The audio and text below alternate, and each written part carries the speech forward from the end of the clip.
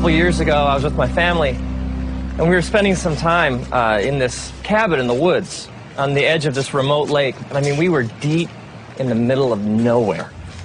And one morning, my son Trace and I, we woke up and set out to take a walk around the lake. It was one of those mornings, like not a cloud in the sky, and the birds are singing, and my son Trace, he's about a little over a year old at the time. And so he's making all these little chirps and squawks that one-year-old boys make. And I had him in one of those hiking backpacks where he rode back here. So as I walk along, I can hear him making all his noises. And so we head out through the woods to walk around the lake. And it's just one of those, do you ever have those moments, like, if you could just freeze them? Just so beautiful. And we get to the other side of the lake, and we're exactly at the halfway point. We're the farthest possible point from the cabin, and we're rounding the bend to head back, and I look up and I notice clouds. And then it starts to rain. It always rains, doesn't it? It's interesting because the scriptures say all sorts of things about rain and storms. When Jesus is teaching about what it means to live like the fullness of life in his kingdom, when Jesus speaks of it, he speaks of two different people. He speaks of a person who builds their house on sand, someone who chooses to reject his teachings, and someone who builds their house on rock, who chooses to build their life on Jesus' teachings. And then the metaphor he uses is that of a storm that comes, and the person who rejects his teachings and his truth, essentially the house built on sand just gets destroyed, but the house that's built on rock stands. So this idea, Jesus says, when the rains come, it's not like they might, they do. It rains in our lives a lot. At first, there's a drop here and a drop there, and so I put Trace's hood over his head. But what I didn't know was that he pulled it off. And so gradually the drops, they get bigger and bigger, and they fall faster and faster. And in no time, it is pouring. I mean, the kind of rain that just soaks, it plasters your hair against your head, and the kind that just drenches your clothing. And at first, Trace, the thunder and the lightning, he's okay, but as it picks up and it gets louder and louder and the wind becomes more intense and the trees start to shake, Trace becomes more and more agitated. I can feel him, like on my back. And at first he starts to whimper, and then he lets out kind of a little shout here and there, but in no time, Trace is shrieking at the top of his lungs. I mean, the wind is blowing, it's thunder and lightning, and we are just getting plastered with this heavy rain, and the trees are no longer providing any shelter. And Trace, just from like deep in his being, starts to yell and cry so loudly and with such passion and terror in his voice. It's interesting, because if you take like the word cry and you search the scriptures, you find this word comes up over and over again. Like even the book of Psalms, just the book of Psalms. If you're like start reading through, it speaks over and over and over again of crying out to God. And God says these amazing things, like he says, when you cry out to me, I listen. He even says, I cannot ignore the cry of somebody who's afflicted. It's like if I'm hurting, lost, soaking wet, scared, confused, God says, you cry out and I hear.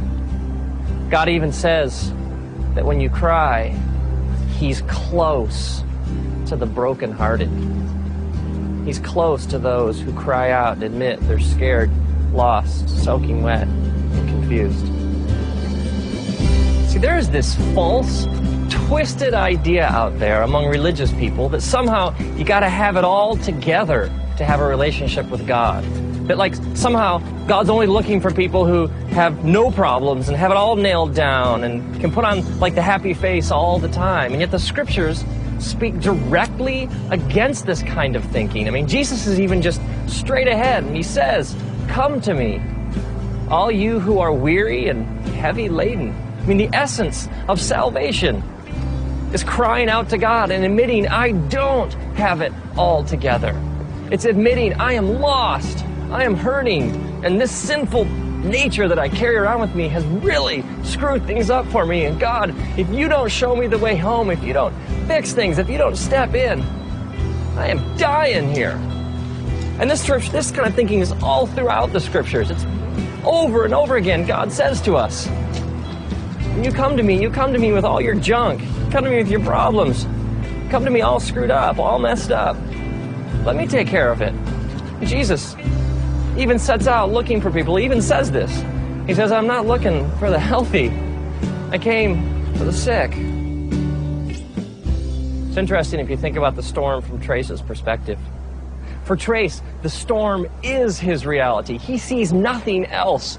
The lightning and the thunder and the trees swaying and the raindrops and the water just dripping off him. It's all he knows. He sees no reality beyond this storm.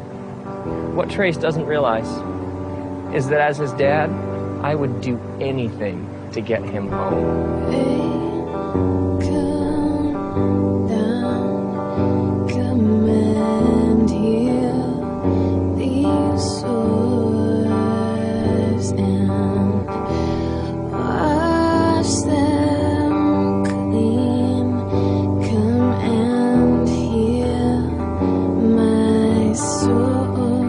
So at this point, Trace is shrieking at the top of his lungs in stereo right behind my head. And I stop, and I kneel down, and I take him out of the pack. And I pull him close to my chest, and I wrap my arms around him, and I hold him so tightly up against my heart. And for the last mile of our walk, the entire time, I bend over and I whisper into his ear over and over again, I love you, buddy. We're gonna make it. Dad knows the way home. We're gonna make it. I love you, buddy. And over and over and over again, through the storm, I carry him home, clutched tightly against my chest, whispering, I love you, buddy. We're gonna make it. Now imagine if, like, years later, Trace is in therapy or something, and he drags up this repressed memory of the walk.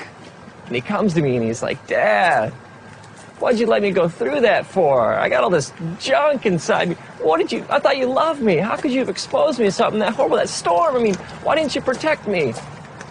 I would be crushed. Because for me, that walk was one of my deepest, most intimate memories of my life with my son. I wouldn't trade that experience for anything. Maybe you're bitter, or you got all this anger inside because of some things you've been through, some storms in your life. And you're wondering, if he really loved me, if God really was there, he wouldn't have let me go through that. And maybe God is saying, no, man, don't you understand? I got to hold you tight, and I got to remind you over and over again, I love you, buddy. As it says in the scriptures, the book of Deuteronomy, chapter 1, God's reminding his people of how good he's been to them. He says, remember, I carried you like a father carries a son. And now, may you, when you're soaking wet, lost, hurting, and confused, may you cry out, and may the creator of the universe take you out of your pack. May he hold you tight up against his chest. May he wrap his eternal loving arms around you, and may you hear him whisper, I love you, buddy.